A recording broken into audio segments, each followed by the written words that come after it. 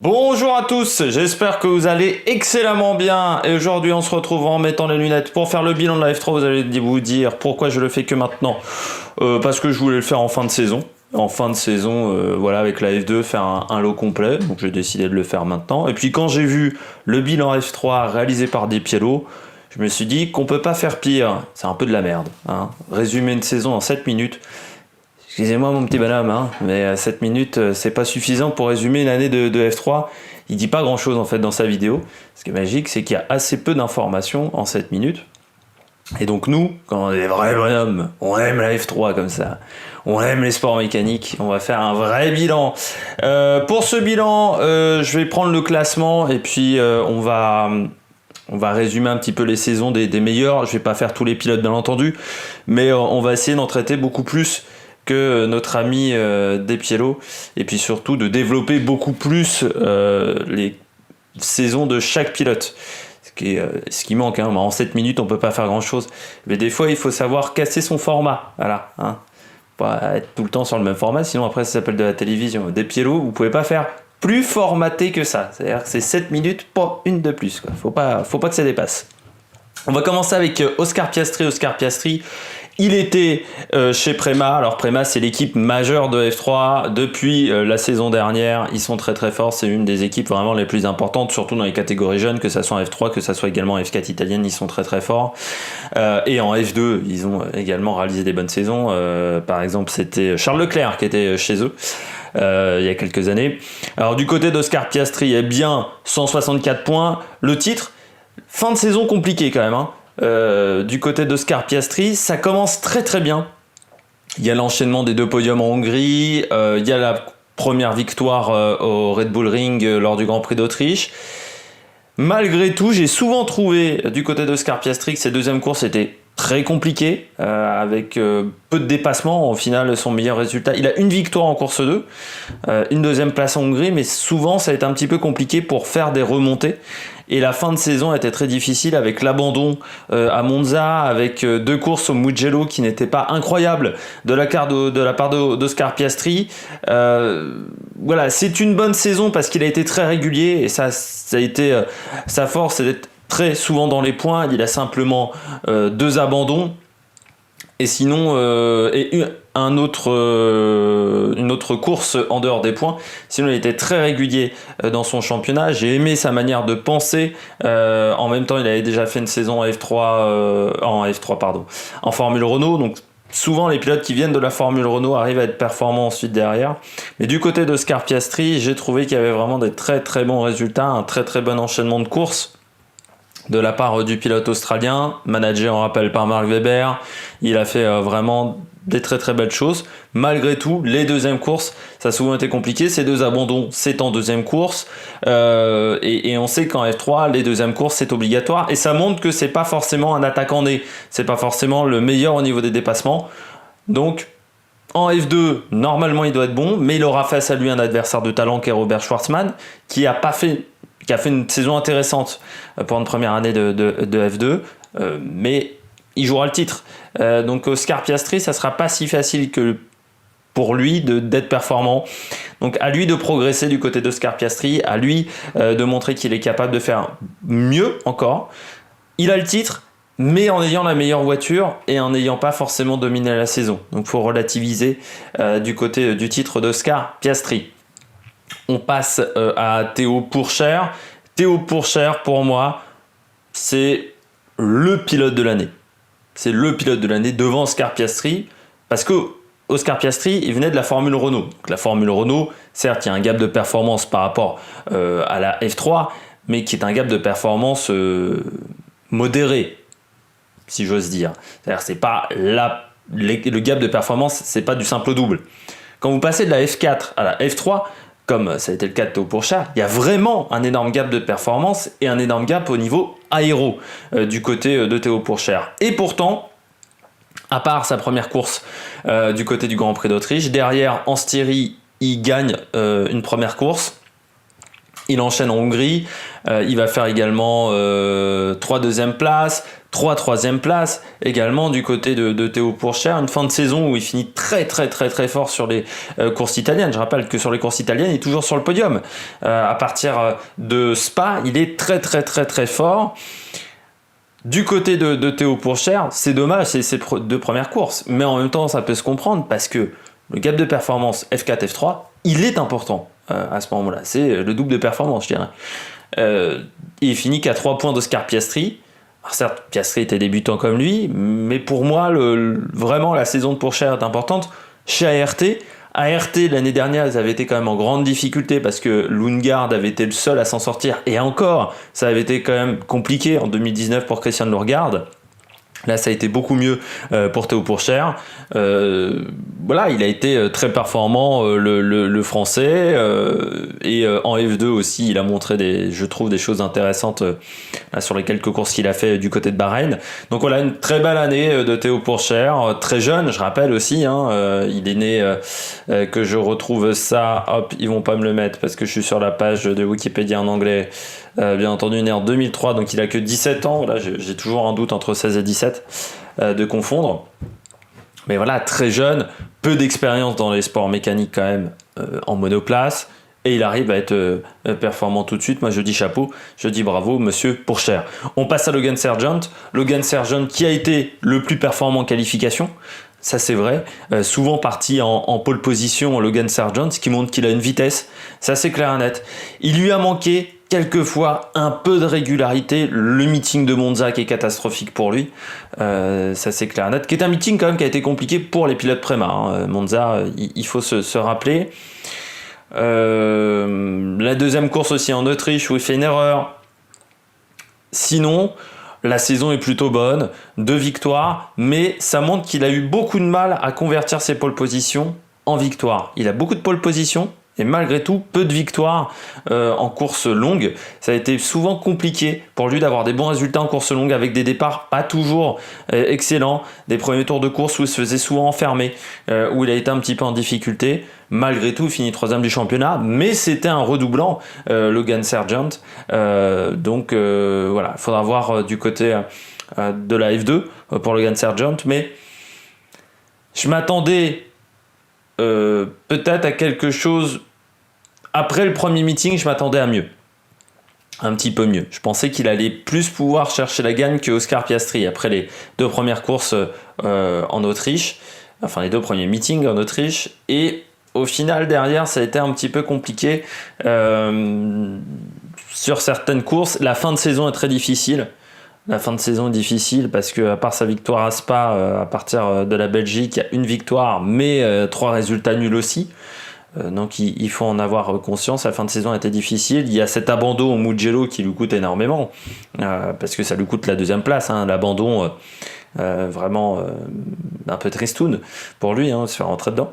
Mais Logan Sargent, ça a été un pilote qui nous a montré vraiment une énorme pointe de vitesse. Après, à lui d'être plus performant sur son rythme de course. C'est là où je trouve qu'il y a encore du travail à avoir. On passe à la 4e place qui pour moi est la première déception, c'est Frédéric Vesti. Pourquoi première déception du côté de Frédéric Vesti? Parce qu'il est chez Prema et qu'il finit 3e pilote Prema. Et quand vous êtes l'équipe qui domine, finir 4e, c'est pas un bon résultat. C'est vraiment l'équipe qui domine au niveau des réglages et qui est vraiment au-dessus. Ensuite, heureusement qu'il y a eu la fin de saison pour Frédéric Vesti. Heureusement qu'il y a eu Spa, Monza et le Mugello. Parce que sinon ça a été très compliqué pour le Danois, avec des résultats vraiment en demi-teinte. La Hongrie, c'est très compliqué. Catalogne, pareil. Même Silverstone, il n'est pas hyper performant sur ces courses-là. Il a souvent été en net retrait par rapport à ses équipiers. Il a manqué un niveau de performance à un moment par rapport à ses équipiers. Il n'a pas réussi à être très performant en qualification. Et en course, il a parfois fait des remontées, mais toujours dans l'ombre de ses équipiers. Et il finit dans l'ombre de ses équipiers également, avec un peu moins de 20 points de retard sur Oscar Piastri au championnat. Et il finit 4e, mais derrière lui, il y a quand même 1 ou 2 pilotes qui ont joué de malchance. plusieurs fois dans la saison. Donc pour moi, Frédéric Vesti, il va aller en F2 peut-être, je sais pas, mais il en manque encore un petit peu. Il manque de talent. Alors que j'étais en début de saison très confiant envers Frédéric Vesti, je me disais, il est performant, il va certainement être très très bon, certainement meilleur rookie parce qu'il vient de la F3 régionale. La F3 régionale et F3 championnat du monde, c'est assez similaire. Et au final, on s'est aperçu que tous les pilotes qui ont fait la F3 régionale, c'est-à-dire Frédéric Vesti, c'est-à-dire également notre ami David Schumacher, t'en as d'autres, hein, Sofia Florsch aussi qui avait fait la F3 régionale, et je sais plus qui, j'en ai oublié un, Danny Sauger, voilà, aussi le Norvégien, ont tous eu des saisons extrêmement compliquées, alors que pour moi les voitures sont assez similaires. Les voitures de la F3 régionale et de la F3 championnat du monde, elles sont similaires. Et pourtant, ils n'ont pas réussi à être performants. Donc peut-être que, en même temps, le niveau de la F3 régionale, je rappelle, il y a 12-13 voitures. Quand on est sur des championnats où il n'y a pas énormément de voitures, ça a forcément des conséquences à un moment sur le niveau de pilotage. On passe à Liam Lawson. Liam Lawson qui pour moi était Jean-Michel Poissard. C'est-à-dire 3 abandons d'affilée sur casse-moteur. Ça n'arrive jamais normalement en F3 d'avoir autant de casse-moteur. Donc c'est vrai qu'il n'a pas été verni de ce côté-là. Chez Hightech, qui est une équipe qui n'est pas forcément la meilleure, c'est une équipe qui voilà, qui est quand même en dessous de Prema et d'ART, hein, très clairement. Et pourtant, il a réussi à faire des belles perfs. La deuxième course au Red Bull Ring. Problème au Grand Prix de Styrie où il se rentre dedans avec Jack Hughes. Donc après vous avez voilà 3 abandons d'affilée, donc 2 avec problème mécanique. Ça a été Jean-Michel Poissard parce que pas toujours verni. Il y a une bonne pointe de vitesse. Quand il a été devant, que ça soit au Mugello, que ça soit à Silverstone, il colle il fracasse tout le monde. C'est-à-dire qu'au Mugello, il colle 15 secondes à tout le monde. Donc quand il est devant aux avant-postes, il est imbattable. Mais quand il est un peu moyen, il a du mal à s'en sortir. Donc c'est là-dessus où il a travaillé, c'est sur ses temps faibles. Sur ses temps faibles au niveau performance, il faut qu'il arrive à être un peu meilleur. Sur les temps forts, il a été très fort. Ça c'est clair et net. Par contre, sur les temps faibles, il faut réussir à marquer des points, même quand on n'est pas au top de sa forme. Et puis, bon, pas aidé, si au Red Bull Ring, il marque 6 points ou 7 points, il se retrouve à 160 au niveau de Logan Sargent. Ces 3 abandons lui ont coûté très très cher au final. Donc, il y a parce qu'il est en tête. Il va prendre la tête au Grand Prix de Styrie, donc ça veut dire des points supplémentaires.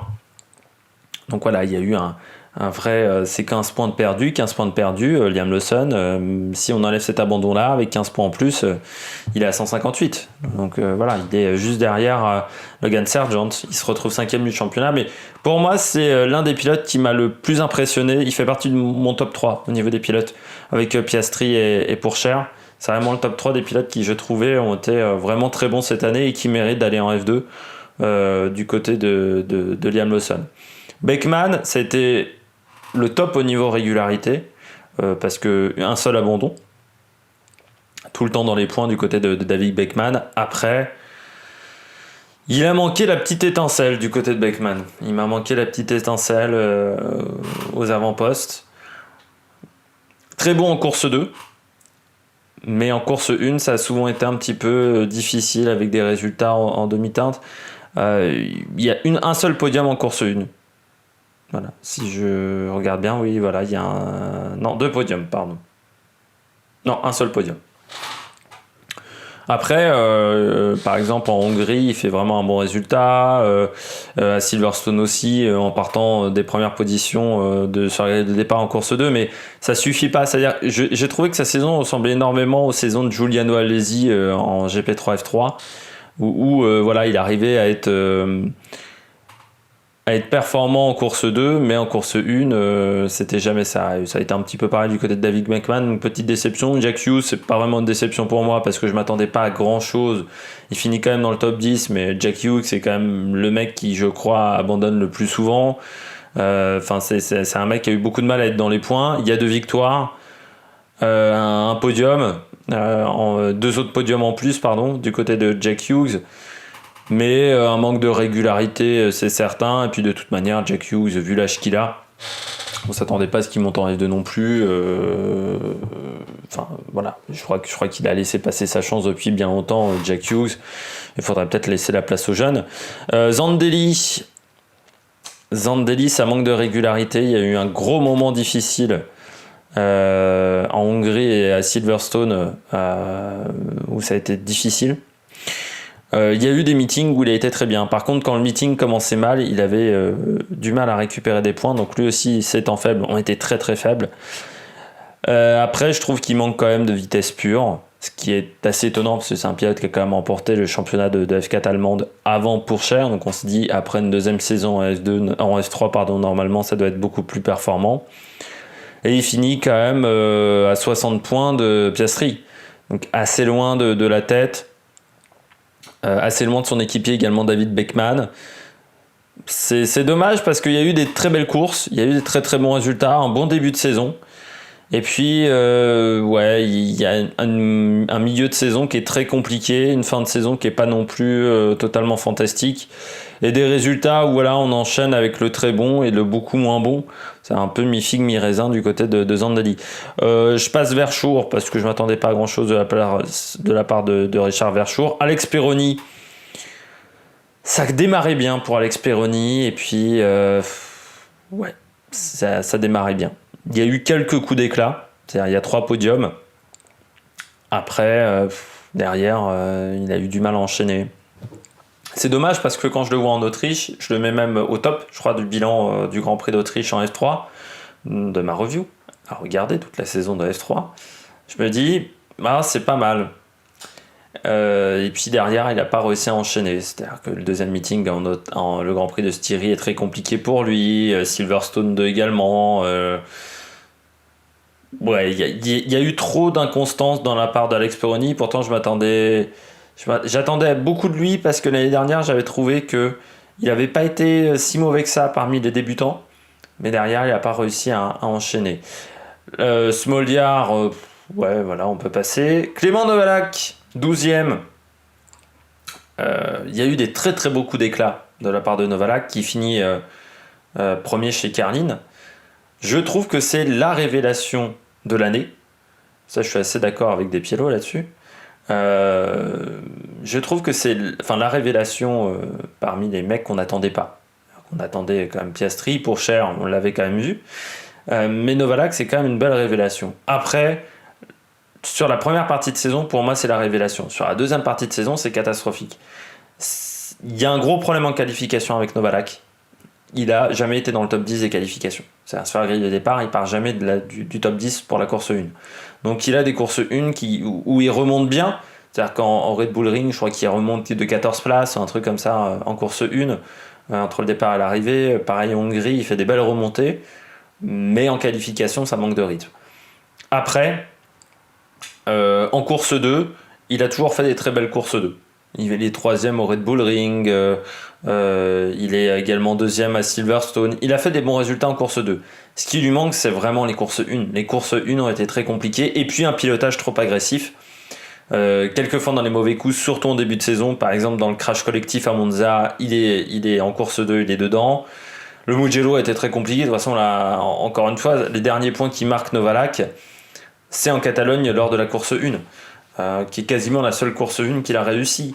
Après, c'est très compliqué. Je trouve qu'il y a eu des résultats vraiment mauvais. Et la deuxième partie de saison était très difficile. Mais pour moi, c'est une révélation parce que je ne m'attendais pas à ça. Ben Vizcal, il a été pas loin de son équipier, mais là aussi, trop d'agressivité du côté de Ben Vizcal. Je trouve que sa pénalité en Hongrie, en course 2, il y a une pénalité de trop pour moi. Mais il fait un Grand Prix, une course fantastique ce jour-là. Après, ça suffit pas de faire 1 ou 2 coups d'éclat sur la saison. C'est-à-dire qu'il faut réussir à faire un peu plus de bons résultats. Lui aussi, il a une fin de saison compliquée. À partir de Silverstone, c'est difficile. Comme Novalak, leurs fins de saison sont très complexes. Sébastien Fernandez, c'est une énorme déception. Parce qu'on attendait mieux de lui chez ART. Quand tu doubles, quand tu deviens leader chez ART, on attend à ce que tu sois devant et que ça n'a pas été le cas, donc grosse déception. Denis Auger, bon, j'en ai déjà parlé tout à l'heure, mais à part le meeting en Hongrie, sinon il n'y a rien. C'est-à-dire qu'en Hongrie, c'est là où il marque l'intégralité des points de sa saison. Donc c'est pour dire. Il est quand même très très loin là aussi de Frédéric Vesti, qui était en F3 régional également. Il finit juste devant Matteo Nannini. Il en a manqué énormément. Du côté de Denis Auger. Assez incompréhensible pour un pilote soutenu par Red Bull. Mais il n'y a rien qui a fonctionné, je trouve, chez ce pilote-là. Pourtant chez Hightech, donc il y a quand même un de ses équipiers qui finit 5e. Mais derrière, ça a été une énorme déception. J'ai oublié de parler de Pierre-Louis Chauvet, qui pour moi a marqué comme 5 points en étant remplaçant, c'est pas mal. Je vais passer à Max Soutrel, qui est la grosse déception de l'année. Max Soutrel, parce que on lui refait confiance, alors que son année chez ART avait été très compliquée. Et malgré tout, il ne marque que 5 points. Alors il n'a pas fait toutes les courses de l'année, mais ça a été une catastrophe ambulante. Je trouve Soutrel, on attendait beaucoup mieux de lui chez Hightech. Il finit derrière ces 2 autres équipiers. Donc ça montre également le faible niveau de performance qu'il a eu. Donc ça a été une grosse déception. David Schumacher, c'est dommage qu'il n'ait pas marqué un point, mais là aussi saison très compliquée, jamais vraiment dans le coup, jamais avec un très gros rythme. C'est dommage parce que moi j'avais vu des belles prédispositions à F3 régional, mais encore une fois, voilà, j'en ai déjà parlé là. Il y a eu des grosses différences entre ce qui s'est passé en F3 régional et les résultats en F3 championnat du monde, je trouve. Et puis Sophia Florsch aussi 0 points.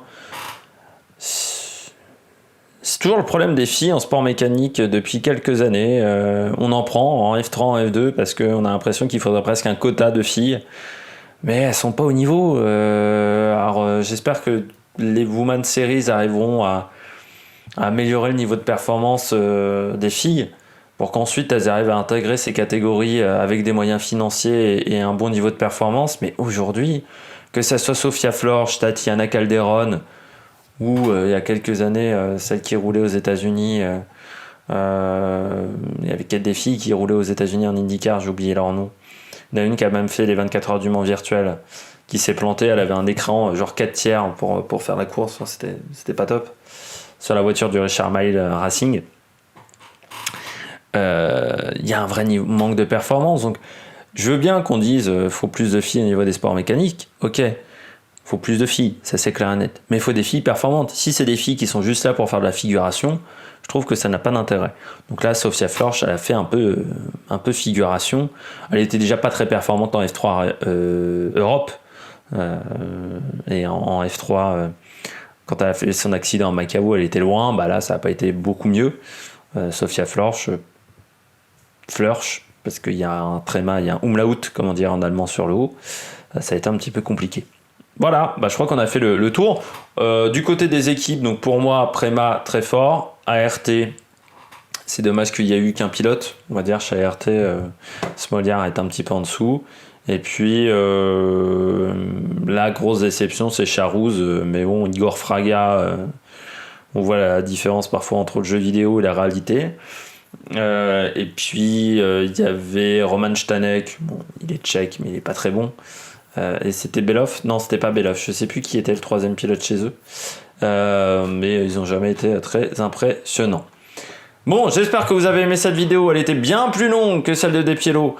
Mais en 7 minutes, on peut pas résumer une saison de F3. N'hésitez pas à vous abonner à la chaîne. N'hésitez pas à réagir dans les commentaires. N'hésitez pas à mettre la petite cloche également pour être au courant des dernières vidéos qui sortent sur la chaîne. Et puis, nous, on se retrouve pour de nouvelles aventures sur la Mike Production. Ciao, ciao!